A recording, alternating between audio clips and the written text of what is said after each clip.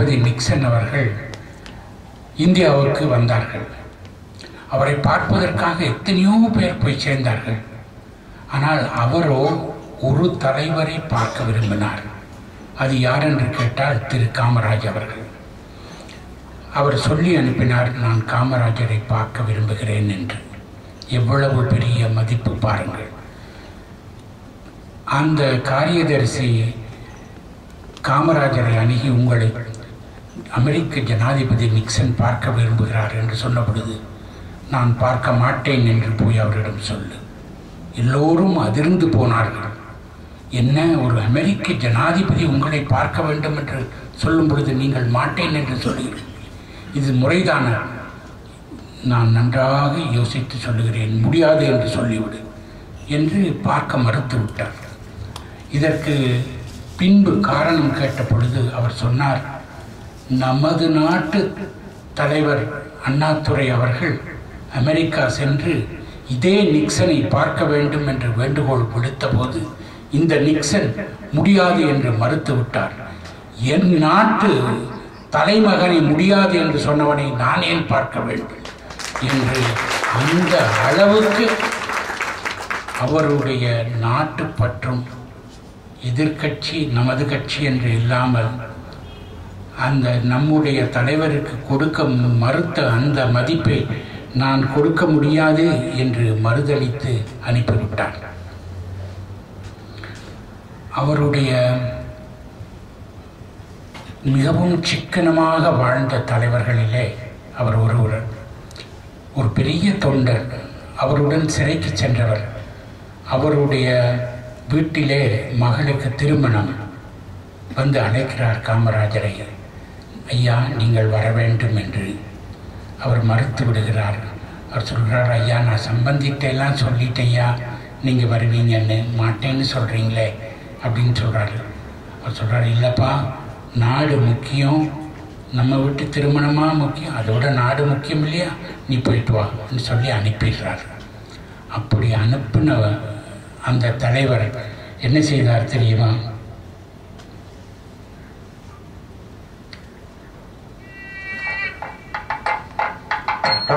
காமராஜ் ஐயா வந்திருக்காரு. அப்படியா? பெரியவரு, கல்யாண வேலையை கவனிங்க. நான் அப்படி ஒரு ஓரமா உட்காந்துக்கிறேன். ஐயா வரதா சொல்லி இருந்தா நான் ஏற்பாடுலாம் கொஞ்சம் சிறப்பா செஞ்சிருப்பேன். அதான் சொல்லலை, உங்க நிதி நிலைமை எனக்கு தெரியாது. நான் வரலன்னு சொல்லியிருந்தா கூட்டம் கூடிடும். அவங்களுக்கெல்லாம் சாப்பாடு போட்டு நீங்க கடனாளி ஆயிருவீங்க இல்லையா? சரி, திருமணம் உங்க கையால எடுத்துக்கணும்.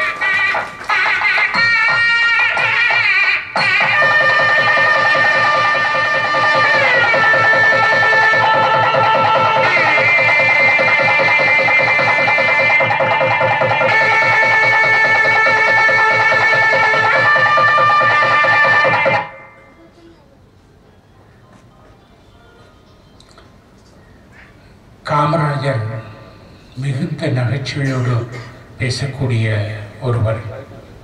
ஒரு முறை தமிழ்நாட்டிலே உழுகிறவனுக்குத்தான் நிலம் சொந்தமாக வேண்டும் என்று பெரிதாக ஒரு போராட்டத்திற்கு தயார் செய்தார்கள். அப்பொழுது அவர் சொன்னார், நடக்கிறத சொல்லணும், நடக்காத சொல்லக்கூடாது. நீங்கள் சொல்கிறீங்க உழுபவனுக்கு நிலம்னு சொல்லி, சரி அப்படியே கொடுக்குறதா வச்சுக்கிடுவோம். அறுப்பவன் என்ன சொல்லுவான், நான் அறுக்கிறேன், நெல் எனக்கு சொல்லணும் அப்படிமா. அப்போ நீங்கள் அதுக்கு என்ன செய்வீங்க? மில்காரன் என்ன செய்வான், நான் தான் அரிசியை அரைச்சி நெல் அரைச்சி அரிசியாக கொடுக்குறேன், இந்த அரிசி எனக்கு சொந்தம்மா. அப்படி நீங்கள் பார்த்தீங்கன்னா வழி வழியாக போய்கிட்டே இருக்கும் ஐயா. அதனால் இது நடக்கிறது சரி வராது அப்படின்னு சொல்லி அவர் சொன்னார் என்று சொல்லுவார்கள். அது மாத்திரமல்ல, ஒரு முறை முதல் முறையாக மலேசியாவுக்கு போகிறார் காமராஜர்.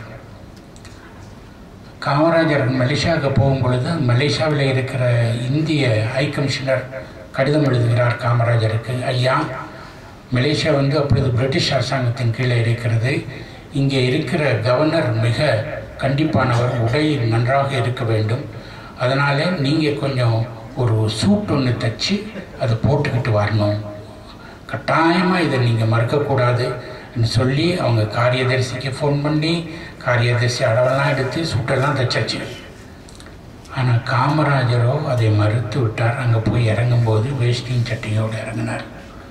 இவர் அப்படியே அசந்து போயிட்டார் இந்தியன் ஹை கமிஷனர். இருந்தாலும் என்ன செய்ய, கூட்டிகிட்டு போய் கவர்னர்கிட்ட பேச வச்சார். பேசி முடிந்தவுடன் அவர் சொன்னாராம், இது மாதிரியாக அன்போடும் அமைதியோடும் தீர்க்க தரிசனத்தோடும் பேசுகிற ஒரு இந்திய தலைவரை நான் பார்க்கவில்லை என்று 1.5 மணி நேரம் அந்த வேட்டி போட்ட அரசியல்வாதியிடம் அவர் பேசிக்கொண்டிருந்தது இந்தியன் ஹை கமிஷனருக்கு மிகுந்த ஆச்சரியத்தை அளித்தது.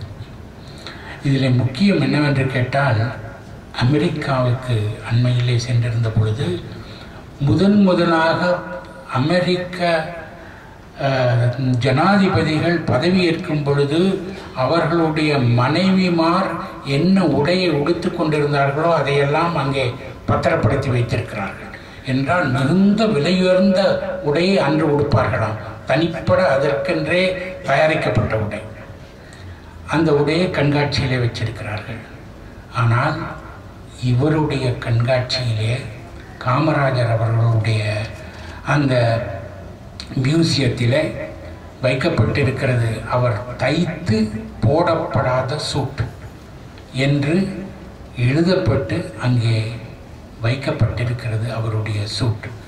அந்த மாதிரியாக எளிமையிலும் எளிமையாக அவர் வாழ்ந்தார். அவரது எளிமையை நன்கு அறிந்து கொள்ள இன்னும் ஒன்று.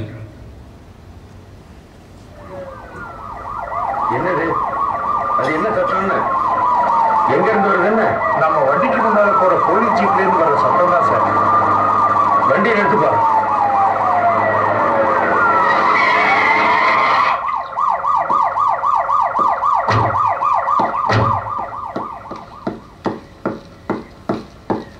அது என்னையா அது சவப்பா மேல மாட்டி வச்சிருக்கீங்க? சயன வண்டி சார். இது என்ன கூத்துன்னு? நான் உயிரோடு தானே இருக்கேன். முன்னால சங்கு ஊதிட்டு போனா என்ன அர்த்தம்னு? நீங்க போற ரூட் பந்தோபஸ்துக்காக கொண்டு வந்துருக்கேன் சார். எனக்கு எதுக்குப்பா பந்தோபஸ்து? நான் சீனாவில் போய்கிட்டு இருக்கேனா இல்ல பாகிஸ்தான்ல போயிட்டு இருக்கேனா? நம்ம நாட்டுல தானே போய்கிட்டு இருக்கேன். அந்த ஜீப்பை திருப்பி கொண்டு போங்க. சும்மா வெட்டி செலவு பண்ணி.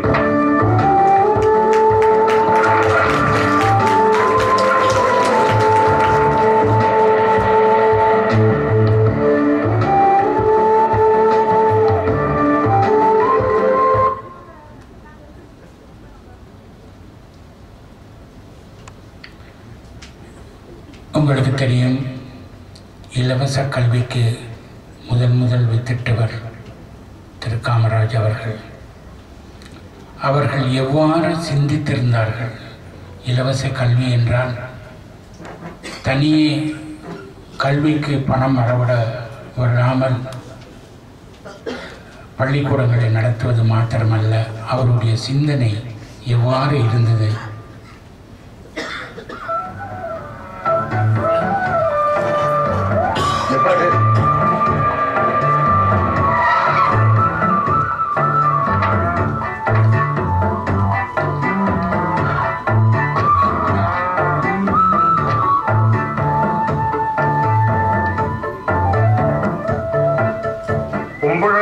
வணக்கம் பெரியவரே. இந்த அத்தவான காட்டுல என்ன பண்ணிட்டு இருக்கீங்க? அன்னையார் விட்டு மாடுக மேய்ச்சலுக்கு பத்திக்கிட்டு வந்தேன். காடு மேடுன்னு அலையிற வயசா இது? வயசானாலும் பகரின்னு ஒண்ணு இருக்குது இல்ல. 2 பொழுதுக கையுள்ள வழக்கு அதை வச்சு காலம் ஓடுது.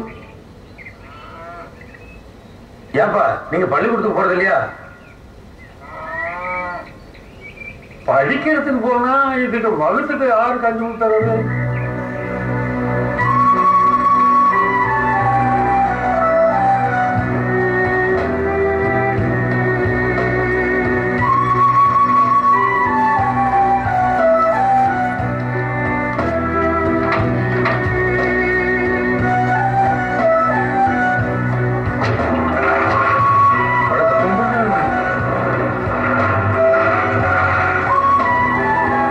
நம்மோட முதல் குறிக்கோள் நாட்டுல வறுமையை ஒழிக்கணும், அறியாமையை போக்கணும்.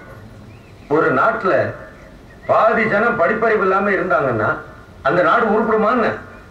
இதுக்காகத்தான் நாடு முழுக்க 50,000 பள்ளிக்கூடங்களை திறந்து வைக்கணும்னு திட்டம் போட்டிருக்கோம். சின்ன பிள்ளைங்க எவ்வளவு தூரம் நடப்பீங்க? 10 பர்லாங் நடப்பீங்க. கஷ்டப்பட்டு 15 பர்லாங் நடப்பீங்க. அதுக்கு மேல அதிக தூரம் உங்களை நடக்க விட்டா கழுப்புல தூங்கிட மாட்டீங்க. அப்புறம் எப்படி படிக்க முடியும்னு. அதனாலதான் 1 மைலுக்கு ஒரு ஆரம்ப பள்ளி, 3 மைலுக்கு ஒரு இடைநிலை பள்ளி, 5 மைலுக்கு ஒரு உயர்நிலை பள்ளி இருக்கணும்னு திட்டம் வச்சிருக்கோம். முடியும், நம்மால முடியும். ஒவ்வொரு கிராமத்திலையும் இதை செயல்படுத்தணும்னு. நன்றி.